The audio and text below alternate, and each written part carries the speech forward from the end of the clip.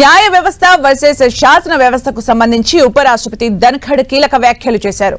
రాష్ట్రపతి పదవి సర్వోన్నతమైందని, ఏ సమయంలోగా నిర్ణయాలు తీసుకోవాలనే అంశంపై రాష్ట్రపతికి సుప్రీంకోర్టు సూచనలు చేయడంపై ఆయన ఆశ్చర్యం వ్యక్తం చేశారు. రాష్ట్రపతికి గడువు నిర్దేశించేలా న్యాయ వ్యవస్థ వ్యవహరించడం తగదని, ప్రజాస్వామ్య శక్తులపై అనుక్షిపణిని సుప్రీంకోర్టు ప్రయోగించరాదన్నారు. ఇప్పుడు శాసనాలు చేయగలిగే జడ్జీలు మనకున్నారని, కార్యనిర్వాహక విధులు వారే నిర్వర్తించారన్నారు.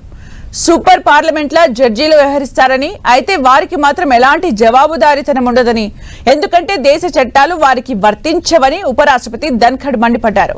రాష్ట్రపతితో పాటు కేంద్ర మంత్రులు, ఉపరాష్ట్రపతి, ఎంపీలు, జడ్జీలు సహా అంతా రాజ్యాంగానికి కట్టుబడి ఉంటామని ప్రమాణం చేస్తారని, అలాంటిది రాష్ట్రపతికి ఆదేశాలిచ్చే పరిస్థితి రావడం ఏంటి అని ప్రశ్నించారు.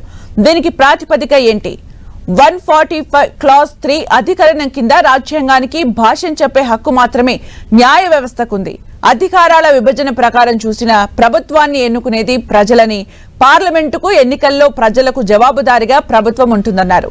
పార్లమెంట్లో ప్రశ్నలు వేయవచ్చు, కానీ కార్యనిర్వాహక పాలనను న్యాయ వ్యవస్థకు ఇస్తే ప్రశ్నలు ఎలా వేస్తారు? ఎన్నికల్లో ఎవరిని జవాబుదారీగా చేస్తారు? శాసన, న్యాయ, కార్యనిర్వాహక వ్యవస్థలు ఒకదాని పరిధిలో ఒకటి చొరబడితే అది సవాల్గా మారుతుందని, అది దేశానికి మంచిది కాదన్నారు ఉపరాష్ట్రపతి ధన్ఖడ్. రాష్ట్రపతి ఫలానా సమయంలోగా నిర్ణయాలు తీసుకోవాలంటూ సుప్రీంకోర్టు ఆదేశించజాలదని ఉపరాష్ట్రపతి జగదీప్ ధన్ఖడ్ స్పష్టం చేశారు. పరిశీలన నిమిత్తం గవర్నర్లు పంపిన బిల్లులపై 3 నెలల గడువులోగా రాష్ట్రపతి నిర్ణయం తీసుకోవాలని సుప్రీంకోర్టు ఇటీవల ఒక కేసులో చెప్పిన నేపథ్యంలో ఆయన తీవ్ర వ్యాఖ్యలు చేశారు. రాజ్యాంగంలోని 142వ అధికరణం సుప్రీంకోర్టుకు సంపూర్ణ అధికారాలు ఇచ్చిందన్నారు. తన ముందుకు వచ్చిన ఏ అంశంలోనైనా పూర్తి న్యాయం జరిగేలా సుప్రీంకోర్టు ఆదేశాలు ఇవ్వొచ్చన్నారు. 24 గంటలు అందుబాటులో ఉండే అనుక్షిపణి లాంటి అస్త్రాన్ని ఉపయోగించి రాష్ట్రపతికి ఆదేశాలు ఇచ్చారని మండిపడ్డారు.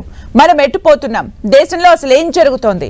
ఇలాంటి రోజు కోసం మనం ప్రజాస్వామ్యాన్ని ఎన్నడూ కోరుకోలేదన్నారు. రాష్ట్రపతి ఒక కాళ్ల వ్యవధిలోగా నిర్ణయాలు తీసుకోవాలని, లేదంటే అది చట్టమైపోతుందని చెప్పడం తనను ఎంతో కలవరానికి గురి చేస్తోందన్నారు. ఇలాంటిదొకటి తన జీవితంలో చూడాల్సిన రోజు వస్తుందని ఎన్నడూ అనుకోలేదన్నారు ఉపరాష్ట్రపతి ధన్ఖడ్. ఓ హైకోర్టు న్యాయమూర్తి ఇంట్లో కాలిన నోట్ల కట్టలు కనిపిస్తే కేసు లేదని, ఇలాంటి పరిణామం ఓ సామాన్యుడి ఇంట్లో జరిగే రాకెట్ వేగంతో స్పందిస్తారని ధన్ఖడ్ చెప్పారు. కనీసం ఈ కేసులో ఒక ఎఫ్ఐఆర్ అయినా లేకపోవడం ఆశ్చర్యకరమన్నారు.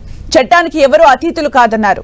మనకున్న వ్యవస్థ ప్రకారం జడ్జీలపై చర్య తీసుకునే తుది అధికారం పార్లమెంటుదే అన్నారు.